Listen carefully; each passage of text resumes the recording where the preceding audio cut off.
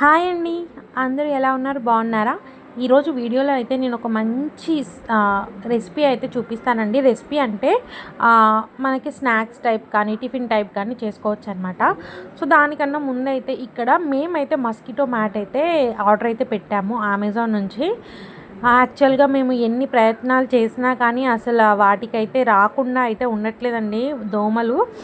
చిన్న పాప ఉంది కదా, సో ఇంకా తన గురించి అయితే ఆలోచించి ఇంకా బెడ్కి వేస్తాం కదా మస్కిటో మ్యాట్, సో అదైతే ఆర్డర్ పెట్టామన్నమాట. సో ఇదైతే అన్బాక్సింగ్ చేస్తున్నాం మేము ఇక్కడ. సో దీని ప్రైస్ అయితే నాకు అరౌండ్ 1000 రూపీస్ అయితే అయిందండి. అండ్ క్వాలిటీ కూడా చాలా బాగుంది. అండ్ డిజైన్ అండ్ బెడ్కి వేసినప్పుడు కూడా చాలా అంటే చాలా బాగుంది.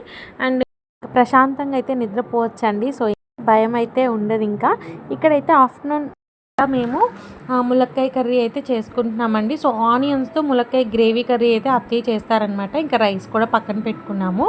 దీని తర్వాత అయితే మా హస్బెండ్ అయితే కొత్తిమీర తెచ్చారు. ఈ కొత్తిమీరని కడగాలంటే అసలు నాకు ఎంత టైం పడుతుందో, ఆ మంచి ఆకునంతా ఉంచి అంటే ఏదైనా డ్యామేజ్ ఉన్న ఆకుని అదంతా తీసేసి మొత్తం క్లీన్ అయితే చేసి ఇలా ఒక జాలి గిన్నెలో అయితే పెట్టాను అనమాట. సో ఏమైనా వాటర్ ఉన్నా కానీ పోతుందని చెప్పేసి అయితే చక్కగా ఇలా పెట్టాను. సో వాటర్ అంతా పోయిన తర్వాత దీన్ని ఒక క్లాత్ మీద అయితే మంచిగా ఆ వెట్నెస్ మొత్తం పోయేదాకా మొత్తం డ్రై అయిన తర్వాత అయితే దాన్ని చక్కగా అయితే ఫ్రిడ్జ్లో అయితే స్టోర్ చేసుకుంటానండి. ఇంక ఇక్కడ చూడండి కర్రీ అయితే చక్కగా పాలు పోసి చేశారనమాట. బీరకాయ కర్రీ చాలా అంటే చాలా బాగుంది.